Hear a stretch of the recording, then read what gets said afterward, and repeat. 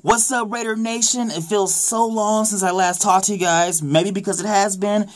But I've been doing some work on the Raiders. I've been doing some back work. And I want to kind of give a quick overview of the AFC West division before I get into this week's game against the San Diego Chargers. And I look back on all of our games, and with the exception of the Cincinnati Bengals game, we really should have won every game that we played in. We should be 4-1 right now. We really should be. And I looked at every game, and man, that Chicago Bears game hurts because those turnovers changed the game, and we probably win that game without those 2 turnovers from Latavius Murray. The Denver Broncos game, man, we had them on the ropes, and then the pick 6 really hurt us. And Sebastian Janikowski missing those 2, having one field goal block and missing the other one. I believe was a little bit over 40 yards. That's a field goal he should make and has made in the past. So he's got to be better, especially when the games matter. But we're a team that, and I talked to this about with several of my friends, and we're trying to figure out how to win those close games, and we've done it a couple times with the Browns and the Ravens. But we got to do it consistently, because that game against Denver, which is a huge game, a benchmark for us, was a tight game that we just didn't make the plays that we had to make to win the game. Now, with that said, we still have a chance to contend with Denver or get the second place in AFC West, because the Kansas City Chiefs, I think they're pretty much done. They haven't been the same team since that loss to Denver. They just seem they don't seem the same dominant team. Now, obviously they lost Jamal Charles, which is a huge blow. But even when he was healthy, they didn't seem like the same team after that Denver loss. So I don't really expect them to challenge us, because the receivers and Captain Checkdown, aka Alex Smith, they haven't really found a rhythm to get the receivers incorporated. I mean, Jerry Maclin has had a couple of good games, but not consistently. Travis Kelce's had 2 good games, and then the others have been kind of mediocre. So I don't really consider them a challenge right now. Not to say that they're a walkthrough, but I don't think that the division is theirs for the taking. Denver Broncos, I think, as everybody else sees, it's the defense is the reason why they're undefeated. Now, that's not to say that their offense isn't good, because they do have very good offensive players. But that team can be hacked, because if that defense has a bad day, Peyton Manning does not look good. And actually, not just Peyton Manning, the whole offense doesn't look good, with the exception of that running game against the Cleveland Browns. The running game has been non-existent. The offense seemed out of sync, and even then, they should have lost that game to the Browns. If it hadn't been for Josh McCown throwing that ill-advised pick at the end of the game to lead the Broncos to a field goal, and they tied it and went in overtime, and they won that game. But that team can be had. The Denver Broncos can be beaten, and I think the Raiders have what it takes to beat them later in the year, because I think it will be a competitive game when we face them again. So if we can do our job and win these next couple of games, which I think we could contend for the AFC West title. And that's not just a delusional Raider talking. That's just like looking at how the Denver Broncos have been playing over the last couple of weeks. Now the San Diego Chargers, they pose a threat, but for some reason I just feel like they will choke, as they always do at the end of the year.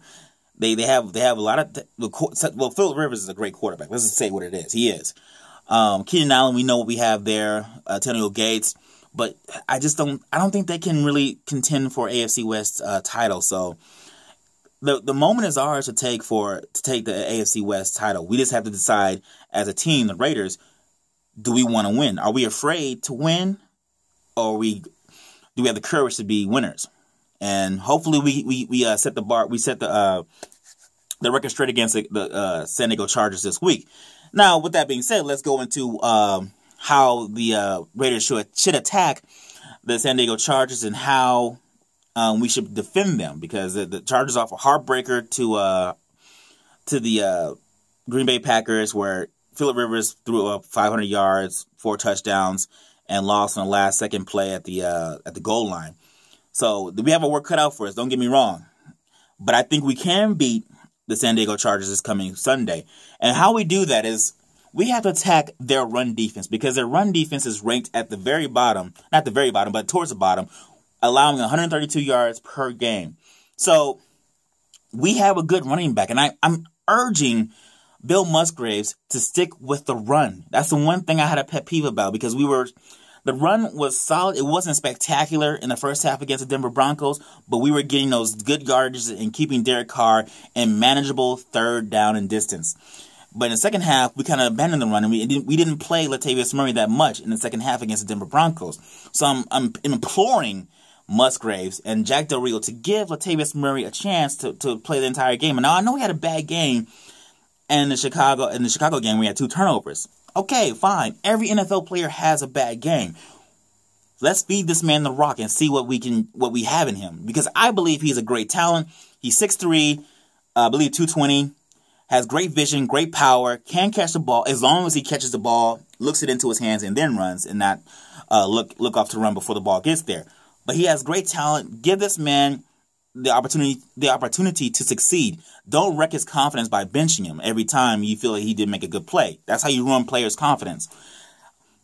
Secondly, let's get Roy Halou involved more. He had a good game the last 2 games, actually.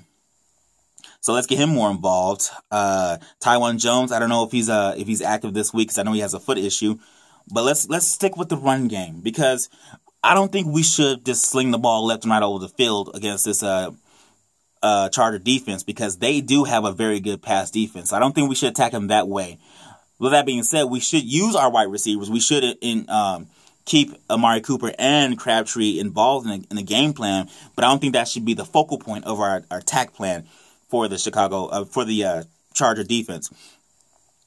Also, I want to give credit to the offensive line for protecting Derek Carr, because I did look at some stats, and we do rank in the top 5 for protection, for pass protection, that is, in terms for protecting Derek Carr. So that's a huge plus. A huge shout out to Mike Tice for getting this line together and getting them to gel. Even though I do believe that they should sit down Austin Howard and play Khalif Barnes at right tackle, because right now Austin Howard is not the answer at right tackle. I'd rather see Khalif Barnes and his savviness at the right tackle position. But hopefully we can get the right side short up. But even with that right side ailment, we're still a good pass protection line. So that's huge.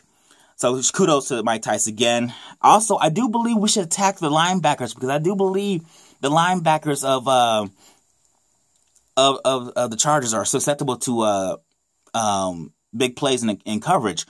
Teo and Perryman, I do believe they can be exploited. So let's use Clyde Walford, who had a big play against the Denver Broncos, a 33-yard pass play, I believe, the game against the Broncos. So let's use him more. He's 6'5", 6'6", 240.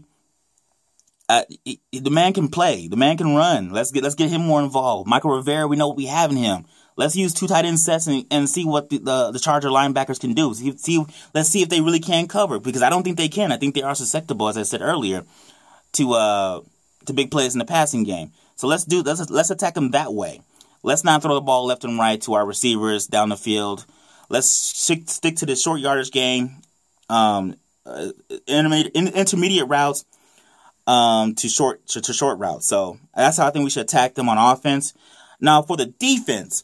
And let me allow me to go on a slight tangent, because I read the reports of Ken Norton Jr. saying that DJ Hayden is developing into a upper end corner in the league, and a lot of people have been flaming Ken Norton Jr. saying, like, man, you're delusional. Are you serious, DJ Hayden? And they say it's one thing to build your players up. It's another thing to be delusional. I get that, but at the same time, let's not forget that DJ Hayden hasn't played a lot of football in his career, because for the first 2 years he was hurt. So I think that he does have talent. I think he has all the physical tools, because if you look at him, I mean, yeah, he does get beat. Every corner is going to get beat. That's how the game is formatted. It's geared for you to lose your matchup. But I do feel that more often than not, he's in the right position to make the play. It's just a maddening thing where he's got to turn his head. Just turn your head and knock the ball down. Make a play on the ball. Because a lot of times he's right there in coverage. He's right there. He just has to make a play on the ball. So if he can get that fixed, if he can turn his head and get his awareness up, he could turn into a top flight corner. And I know everybody's kind of impatient because he was drafted 12th overall, and they expect him to be the next Charles Woodson, Darrelle Revis, Richard Sherman, and Patrick Peterson, whatever have you. But it takes time to develop into a good corner, especially nowadays, where the game, like I said earlier, is geared for you to lose. But now, let's go to how the Raiders defense has to attack Phillip Rivers, who, by the way, is leading the league in yardage per game, and we are giving up the most yardage per game. So, it might be a long day, but what we have to do is we have to push the front of the pocket, because if you allow Rivers to step up into his throws, then he's deadly. But if you don't allow him to step into his throws, then he's susceptible to interceptions, and that's what we have to do. We have to have Dan Williams and company. Now, I know losing Justin Tuck on the interior is huge, but we have to find a way to establish pressure in the middle of the line, because if we get him off target and have to force him to roll out, then he's not as accurate, he's not as deadly. Now, he's still proficient to some degree, but he's not as deadly as when he can step into his throw. So that's how you attack Phillip Rivers. Get him off his preferred launch mark, which is stepping into the pocket and throwing off and stepping into his throws. That way, he won't be able to pick us apart. If we can disrupt him up front, then he's not the same quarterback. So that's the onus on the line is to generate pressure, because if he can step up, it's going to be a long day for our corners. A long day. Now, another issue is tight ends. And Antonio Gates going against the Hall of Famer. That's one guy. Even if he had a great defense, in terms of defending the tight end, I don't know if we can stop him. But I honestly think we have to double Antonio Gates, because that man is a beast. I mean, he had 2 good games since he's come back from suspension, and I don't see how we can stop him, honestly, even with Charles Woodson shadowing him. We're just going to have to take our beatings with him and just try to contain him, not have him have 200 yards, but maybe just give him 100 yards and hopefully just 1 touchdown, because that man's a Hall of Famer, and some players you just can't shut down. Now, as far as our cornerbacks, they have a tough day, because Keenan Allen, before he injured his hip, he was set to have a historic day, over 150 yards, over 8 catches. I don't know how effective he's going to be this week, because he has a strained hip, but still, we still got to be wary. I think Emerson is going to be guarding him most of the time, and that's the good friends from the California area. So we'll hope that'll be a good matchup, but he's got to be on his P's and Q's. Even the hurt Keenan Allen is still a dangerous Keenan Allen. But the guy I want, there are 2 guys who I think we should really focus on, really focus on, because I think they're the keys to the game for San Diego beating the Raiders. We have to find a way to contain Danny Woodhead. Now, the run game is not really that good right now. I mean, Melvin Gordon is having fumbling issues, and he's trying to adjust to the NFL game. And Danny Woodhead's not much of a runner, but the way he's able to get short passes and take them for 5 to 10 yards, that is where you get your bread and butter out of Danny Woodhead. So we have to find a way to contain Danny Woodhead, because that's where he's very, very dangerous in the short passing game. So if we can contain Danny Woodhead and contain the running game, then we make them one-dimensional. Now, another guy who has a history of torching the Raiders is Malcolm Floyd. We have to be on our P's and Q's for that man, because I've seen so many games where that man has just dominated our corners with his height and those jump balls. He just, I don't know how he does it, but he always finds a way to torch us. So key in on Malcolm Floyd, and we gotta contain Antonio Gates to some degree.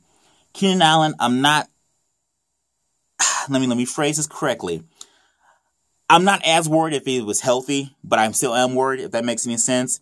So we got to keep him in check, but we got to contain Danny Woodhead, because if we allow Danny Woodhead to just take those short passes, it's going to be a long day, and Phillip Rivers is going to have a field day on us. He might even go for 600 yards if he can do those little passes and have time to step into his throw. So those are my keys for the Raiders beating the San Diego Chargers this Sunday.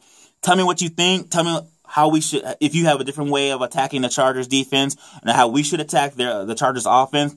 Write in the comment section. Feel free to leave other suggestions as well for previous games if you want. And please don't forget to subscribe to my YouTube channel, Let It Rip Sports Show. Thanks again for watching. Go Raiders.